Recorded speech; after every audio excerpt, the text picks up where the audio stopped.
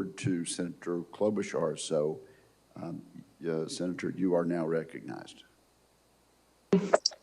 Thank you, Chairman.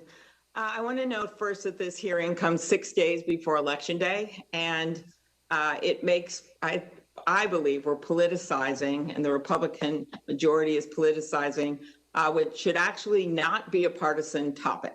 And I do want to thank the witnesses here for appearing, but also for the work that they're doing to try to encourage voting and to put out the correct information when the president and others are undermining vote by mail, something we're doing in every state in the country right now. Second point, Republicans failed to pass my bipartisan Honest Ads Act, and the White House blatantly blocked the bipartisan election security bill that I had with Senator Langford, as well as several other Republicans. And it's one of the reasons I think we need a new president. Third, my Republican colleagues in the Senate, many of them I work with very well in this committee, but we have had 4 years to do something when it comes to antitrust, privacy, local news, a subject that briefly came up, and so many other things. So I'm going to use my time to focus on what I consider, in Justice Ginsburg's words, to be a blueprint for the future. I'll start with you, Mr. Zuckerberg. How many people log into Facebook every day? Senator, it is more than 2 billion. Okay. And how much money have you made on political advertisements in the last 2 years? Senator, I do not know off the top of my head. It is a relatively small part of our revenue. Okay, small for you, but I think it's 2.2 billion, over 10,000 ads sold since May 2018. Those are your numbers, and we can check them later. Do you require Facebook employees to review the content of each of the political ads that you sell in order to ensure that they comply with the law and your own internal rules? Senator, we require all political advertisers to be verified before they could run ads. And I believe we do review advertising as well. But does a real person actually read the political ads that you sell, yes or no? Senator, I imagine that a person does not look at every single ad. Our systems are a combination of artificial intelligence systems and people. We have 35,000 people who do content and security review for us, but given the massive amount I really just had a straightforward question because I don't think they do. I think the algorithms hit in because I think the ads instantly are placed. Is that correct? Senator, my understanding of the way the system works is we have computers and artificial intelligence scan everything.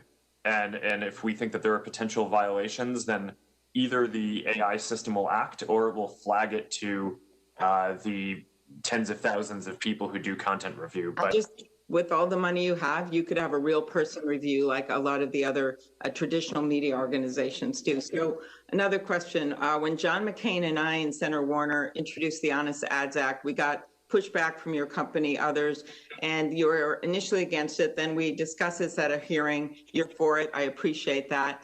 And have you spent any of the money? I know you spent the most money, Facebook spent the most money ever lobbying last year. Have you spent any of the money trying to change or block the bill? Senator, no. In fact, I've endorsed it publicly and we've implemented it into our systems, even though it hasn't become law. I'm a big supporter. Have you done anything in the past to try to change it? No. Have you done anything to get it passed? Because we're at a roadblock on it. And I do appreciate that you voluntarily implemented some of it, but have you voluntarily implemented the part of the Honest Ads Act where you fully disclose which groups of people are being targeted by political ads? Senator, we have, I think, industry-leading transparency around political ads, and part of that is showing which audiences, in broad terms, ended up seeing the ads. Of course, getting the right resolution on that is challenging without it becoming a privacy issue, but we've tried to do that and provide as much transparency as we can, and I think we're currently leading in that area. And to your question about how we're I still have concerns, and I don't mean to interrupt you, but I have such limited time. One of the things that last thing I want to ask you about is divisiveness on the platform. And I know there's been a recent studies have shown that part of your algorithms, they push people towards more polarized content, left, right, whatever.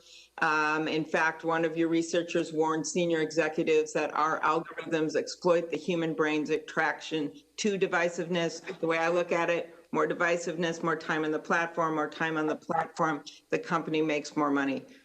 Does that bother you, what it's done to our politics? Senator, I respectfully disagree with that characterization of how the systems work. We design our systems to show people the content that's going to be the most meaningful to them, which is not trying to be as divisive as possible. Most of the content on the systems is not political. It's things like making sure that you can see when your cousin had her baby, or okay. I'm gonna move on to Google here and Mr. Pichai, but I'm telling you right now that that's not what I'm talking about. The cousins and the babies here. I'm talking about conspiracy theories and all the things that I think the senators on both sides of the aisle know what I'm talking about, and I think it's been corrosive. Google, Mr. Pichai. I have not really liked your response to the lawsuit and what's been happening. I think we need a change in competition policy for this country. I hope I'll be able to ask you more about it at the Judiciary Committee. And I think your response isn't just offensive, it's been defiant to the Justice Department and suits all over the world. You control almost 90% of all general search engine queries, 70% of the search advertising market. Don't you see these practices as anti-competitive? Senator, we are a popular general purpose search engine. We do see robust competition in many categories of information. And, we invest significantly in R&D. We are innovating. We are lowering prices in all the markets we are operating in. Happy to, engage and discuss it further. Well, one of your employees testified before the antitrust subcommittee last month, and he suggested that Google wasn't dominant in ad tech, that it was only one of many companies in a highly competitive ad tech landscape. Yet Google has 90% of the publisher ad server market, a product of its DoubleClick acquisition. Does the market sound highly competitive to you when you have 90% of it? Very brief answer. Many publishers can use simultaneously many tools. Amazon and Trade Desk alone have grown significantly in the last 2 years. This is a market in which we share majority of our revenue. Our margins are low. We are happy to take feedback here. We are trying to support the publishing industry, but definitely open to feedback and happy to engage and discuss. Thank you, Mr. Pichai. I think you've gotten feedback from the lawsuit, so I'm looking forward to our next hearing to discuss it more. Thank you. Thank you very much, Senator Thune. You're now recognized.